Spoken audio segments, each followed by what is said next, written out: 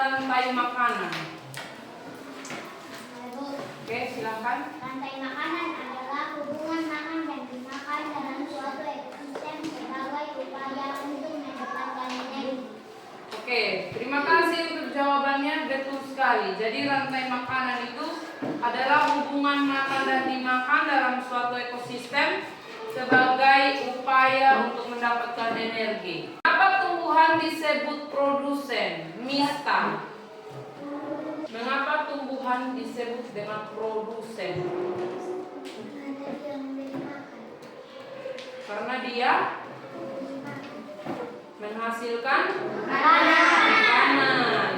Oke, betul sekali. Yang keempat, apa peran pengurai dalam ekosistem? Untuk menumbuhkan tanah. Untuk menumbuhkan makanan. Jadi peran pengurai itu dia proses terakhir di rantai makanan. Dia berada di tersier atau terakhir. Apa itu pengurai? Ada yang tahu? Pengurai seperti jamur atau bakteri. Betul sekali. Oke, tujuan pembelajaran dimakan dan memakan itu menjelaskan pengertian hubungan makan dan dimakan dalam ekosistem dengan benar. Yang kedua, mengidentifikasi peran makhluk hidup sebagai produsen, konsumen, dan pengurai. Yang ketiga,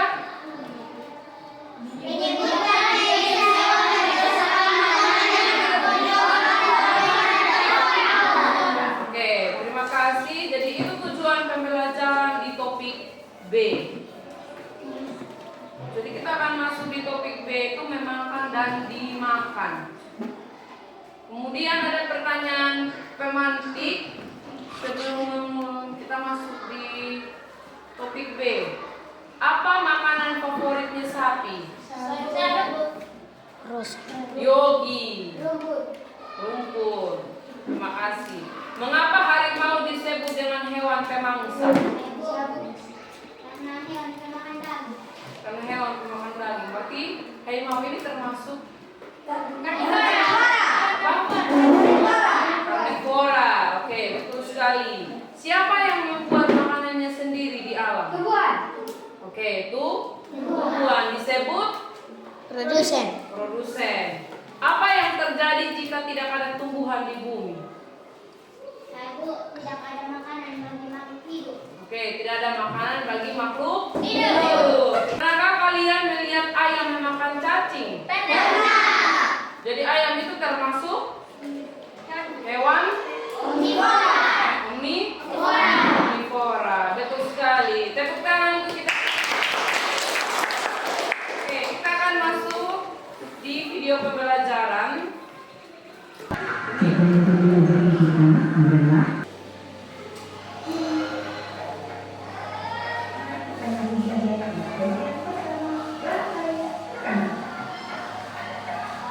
Rantai makanan adalah peristiwa tindakan dan memakan antara sesama makhluk hidup dengan suatu urutan tertentu.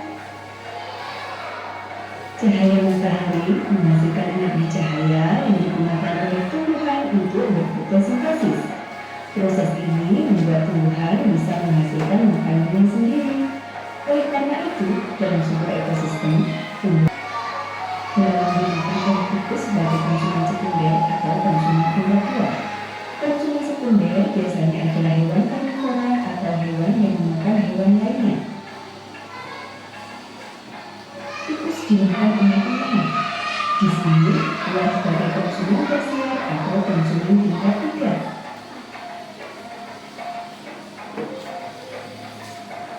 Ular dimakan oleh burung elang. Burung elang merupakan konsumen paling akhir atau bisa kita sebut sebagai puncak dari rantai makanan. Daging tersebut bisa diisi dengan hewan karnivora atau omnivora. Biasanya hewan ini tidak diburu oleh hewan lainnya untuk menjadi makanan. Kemudian hewan ini akan waktu bermain dengan berbagai lain saat berburu atau diburu oleh manusia. Selain produsen dan konsumen, ada peran lain yang sangat penting, yaitu dekomposer. Jamur, bakteri, dan cacing tanah merupakan contoh dekomposer alami. Ketika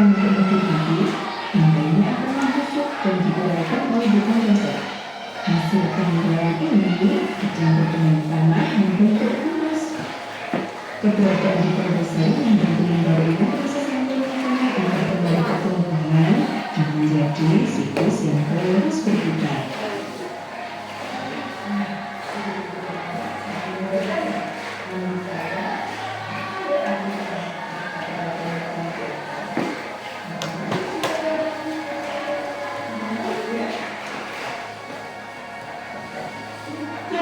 Benar sekali, karena pada rantai makanan digunakan untuk menunjukkan arah aliran energi dan transfer makanan di dalam ekosistem. Jika kalian membalikkannya dalam rantai makanan, itu akan menciptakan hubungan yang tidak sesuai dengan realitas alam.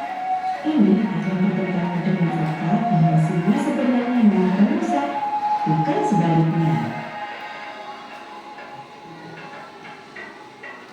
Lalu, apa saja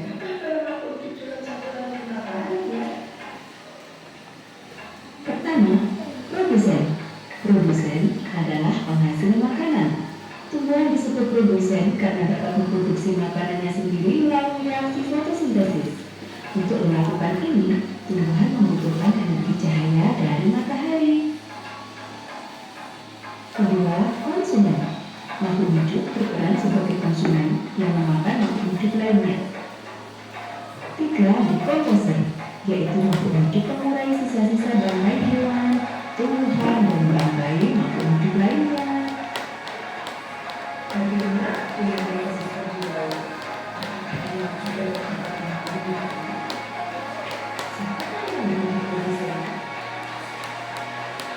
Pada ekosistem laut, tokoh utamanya ternyata yang tidak terlihat oleh mata kita loh. Namanya fitoplankton dan jumlahnya sangat banyak di laut. Berikut ini kita amati contoh salah satu rantai makanan yang terdapat di dalam ekosistem laut.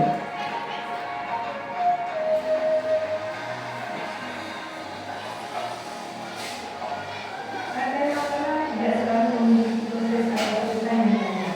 Berkondisi sebaliknya, akan terjadi dosa yang besar jika tidak memiliki beda-beda.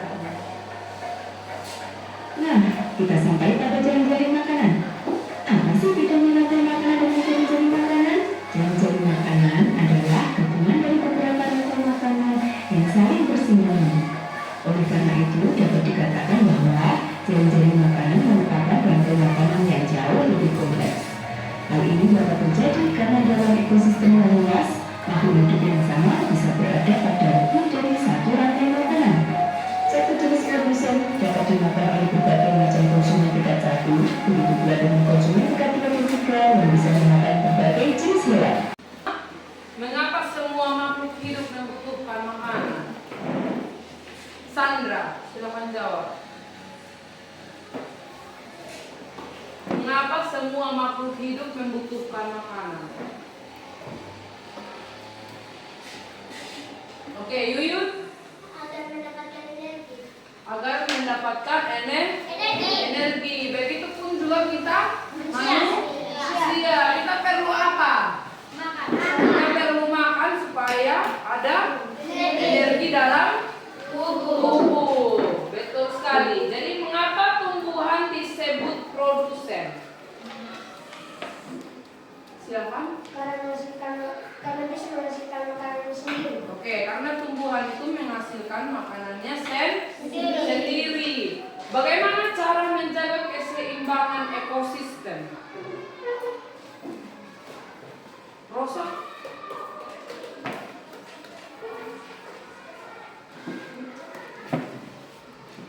Jawab. Apa? Kita perlu menjaganya.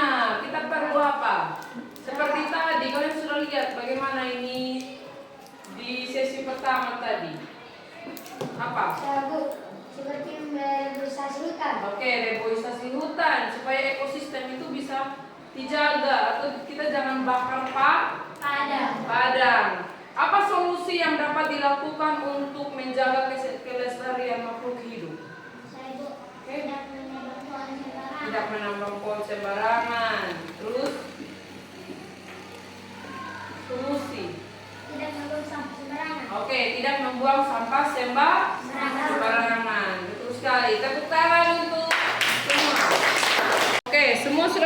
bentuknya LKPD. Jawaban yang pertama itu apa yang menjadi produsen dalam rantai makanan pada gambar di atas. Kemudian yang kedua, hewan apa yang memakan padi pada gambar rantai makanan di atas. Silakan dijawab dan dipresentasikan di depan.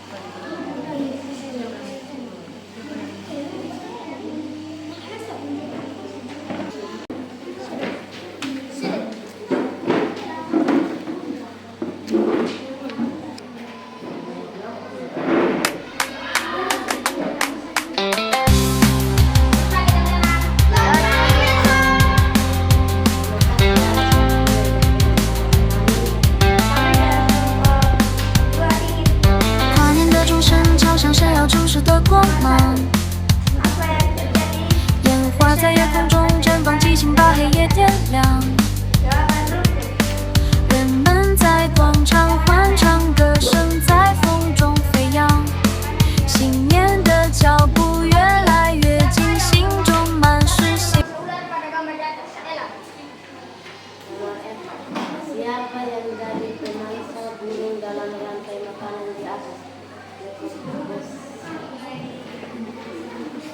Nomor 5.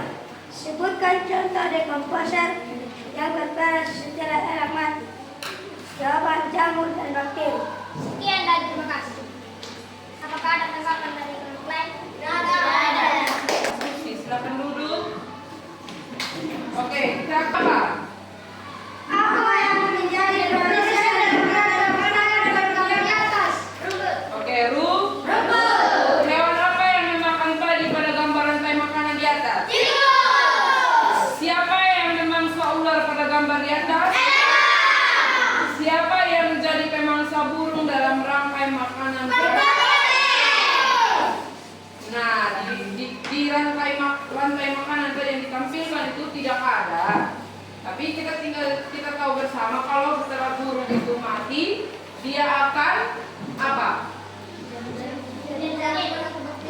Tubuhnya akan dimakan oleh dekomposer atau Bakteri.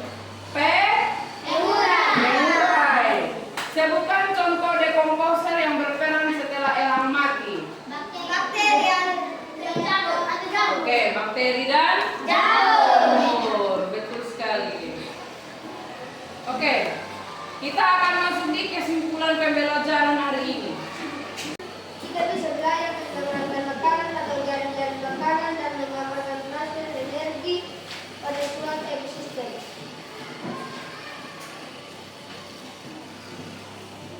Yang kedua, kita bisa tahu bahwa hidup mendapat energi dari makanan.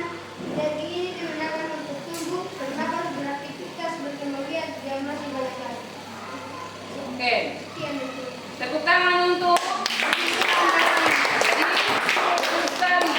rantai makanan itu atau jaring-jaring makanan menggambarkan transfer energi pada suatu ekosistem dan makhluk hidup itu mendapatkan energi dari makanan. Energi itu digunakan untuk tumbuh, bernapas, beraktivitas, berkembang biak dan masih banyak lagi.